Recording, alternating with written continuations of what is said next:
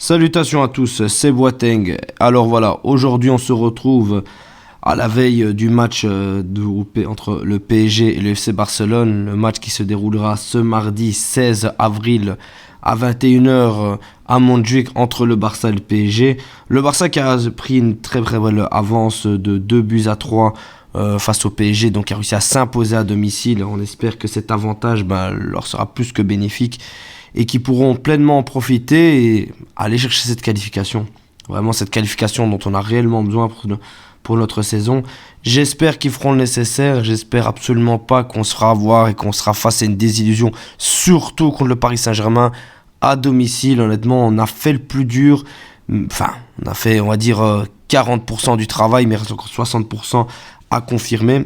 Et là, voilà, ça va être un peu plus compliqué. À travers ces vidéos, vraiment, je vais mettre les points d'attention auxquels il faudra se concentrer face au Paris Saint-Germain pour ne pas se faire avoir par une certaine remontada, une remontada à petite échelle, bien évidemment, par une défaite qui pourrait nous faire très très mal, même si je trouve qu'on a toutes les cartes en main sur papier. Le Barça doit s'imposer, mais ça, voilà, je développerai un peu plus tard dans la vidéo.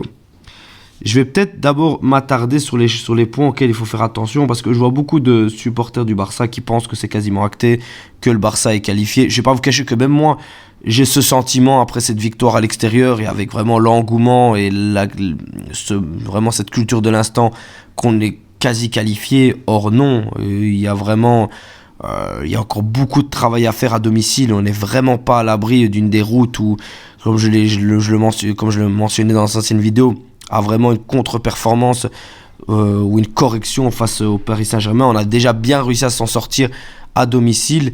À l'extérieur, maintenant, à domicile, il va falloir s'imposer dignement et faire honneur tant aux supporters du Barça, tant à nous aussi, aux supporters du Barça qui ne seront pas au stade, aux joueurs à l'institution, pour vraiment montrer de quoi le Barça est capable. Surtout, on va passer de la phase que le Paris Saint-Germain, il faut les remettre à leur place. Ils ont énormément parlé avant le début du match. Là maintenant, cette petite correction du 2-3, mais c'est pas une correction, mais cette victoire 2-3 chez eux, leur a mis, je pense, un peu les idées au clair. Ils ont totalement baissé au niveau de leur confiance et ça peut être très très dangereux. Mais voilà, il faudra s'accrocher et jouer dignement face à eux et rester concentré du début à la fin. Parce que ça sera vraiment le mot d'ordre, le mot de la vidéo, la concentration. On l'a bien vu en l'espace de 5 minutes, on a été totalement déconcentré, on n'a que ces 2 buts.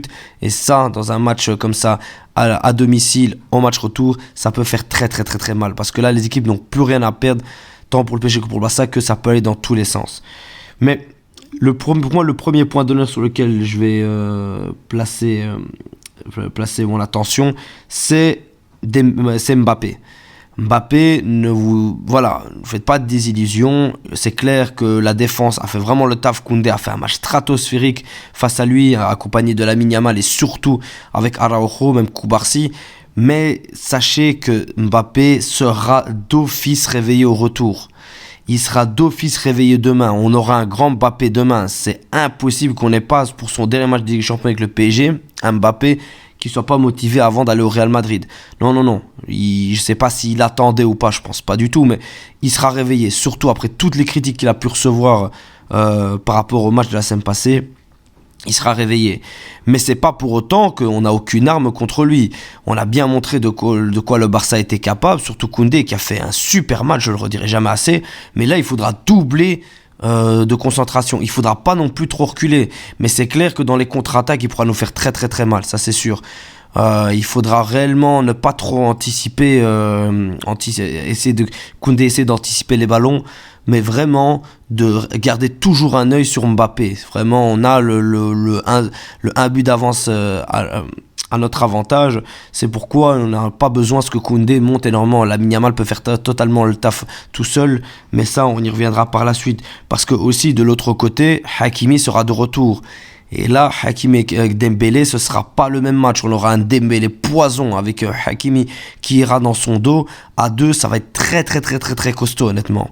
Et ça, voilà, je m'attends vraiment à un match très très très compliqué.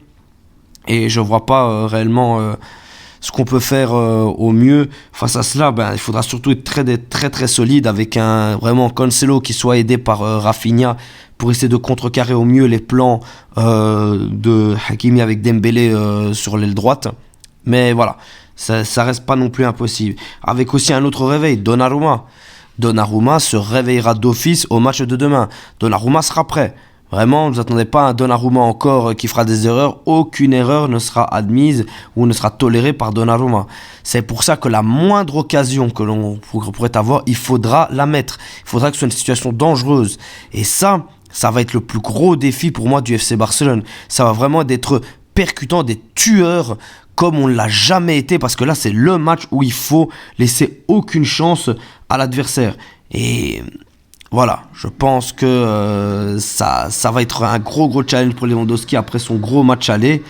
Mais Rafinha aussi devra répondre présent. J'ai lu que peut-être Joao Félix serait titulaire. Voilà, j'ai pleinement confiance en lui, surtout après son super retourné en goal. Donc voilà, et on pourra vraiment bénéficier vraiment de sa très très bonne montée en puissance, et j'espère que ça fera réellement le taf.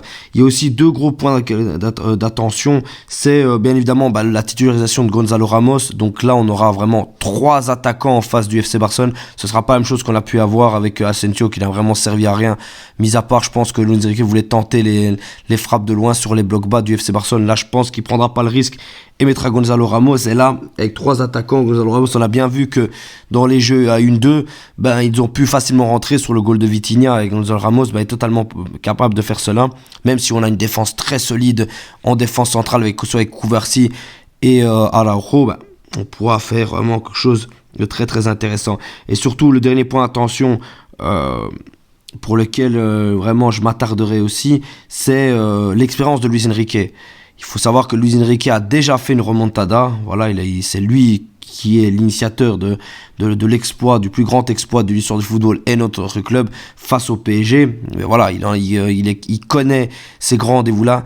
Après, ce n'est pas non plus la même chose parce que là maintenant, il joue à l'extérieur au lieu que la remontada était à domicile. Donc ça change totalement. Il faut pas oublier qu'aussi, il a eu le cas contraire où contre la Juve, on avait perdu 3-0 à domicile, enfin à l'extérieur, et à domicile n'a pas réussi à faire l'ondable parce qu'on avait un adversaire beaucoup plus sérieux qui n'était pas le PSG. Donc à nous de pas être le PSG bis, à nous de répondre présent face à l'expérience de Luis Enrique, parce que Luis Enrique lui n'attendra pas. On a bien vu qu'à la mi-temps il réagit directement. Donc il faudra pouvoir concrétiser chaque action, vraiment pouvoir répondre directement dans le match. Vraiment, c'est l'entame de match surtout sur lequel il ne faudra pas tomber au piège, parce que Luis Enrique n'est pas bête. C'est très bien que dans l'entame de match, il l'a bien vu la semaine passée, il peut nous faire très très mal, même à domicile, il le sait très bien. Donc il ne faudra pas tomber dans ce piège et ne pas se dire ok, dès que les premières 15 minutes sont passées, on est bon comme match aller. Non. Là, si on les laisse jouer, ils sont capables de nous mettre 1 but, 2 buts en l'espace de rien, ou même dès le moment qu'on encaissera le premier but, si par malheur on encaisse, le doute sera installé et ils savent très bien qu'ils peuvent pousser et qu'ils peuvent aller chercher la victoire. Et ça devient très très compliqué à ce niveau-là. Donc voilà, c'est clair que un seul goal d'avance pour eux ferait que ce serait le nul et qu'on irait en prolongation, mais 2 buts d'avance ferait que la qualification serait pour eux. Donc il faudra réellement mettre des points d'honneur là-dessus. Mais on a aussi des armes, il y a beaucoup de choses qui vont changer aussi pour notre côté, parce que avoir gagné ce match aller, déjà avoir survécu au match aller, c'était déjà très très important honnêtement. Bêtement, si on prenait juste 2-1, j'aurais pu croire encore à la qualification. Le 2-2 encore mieux, mais le 3-2 là ça donne une énorme option. Mais ce qui me donne énormément de confiance, déjà, c'est qu'il y a eu beaucoup de joueurs qui ont été au repos. Araujo a été au repos, n'a pas joué contre Cadix. On a eu De Jong au repos. On a eu Gundogan au repos. Ça va lui faire énormément de bien, surtout parce qu'il a joué énormément de matchs. Cancelo au repos. Lewandowski au repos. Certes, ils étaient tous pendus, mais ils ont eu droit du repos. Rafinha, qui n'a pas joué énormément, ainsi que Pedri, qui a pu se remettre en jambes. Lamine Yamal aussi, qui a pu gratter quelques minutes.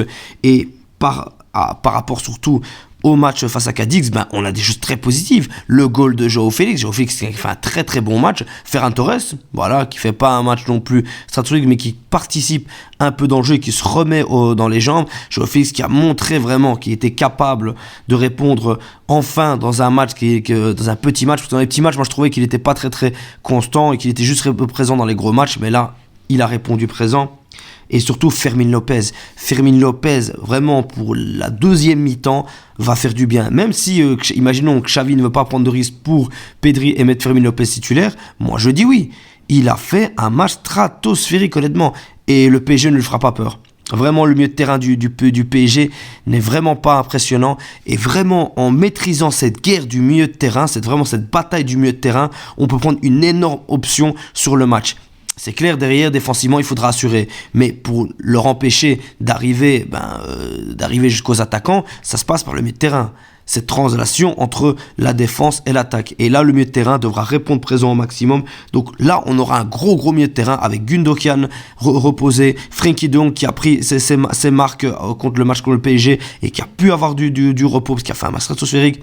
Pedri qui a repris un peu de rythme dans les jambes, et si pas Fermín López au top. Et ça, c'est vraiment des choses pour lesquelles on va pouvoir mettre de notre côté et pouvoir aller de l'avant. Tout comme le fait que j'ai pu dire que Hakimi sera là, donc avec Dembélé ça fera énormément mal dans les ailes, ainsi que Nuno Mendes avec Mbappé qui sera réveillé. Mais pour les contres, nous aussi nous pouvons leur faire mal, mais très très mal honnêtement. Si Rafinha ne se loupe pas et est dans son match ou avec Joao Félix, Lamine Yamal sans confiance et Lewandowski qui ne fera pas 4-5 occasions, mais on peut leur faire très très très mal, hein.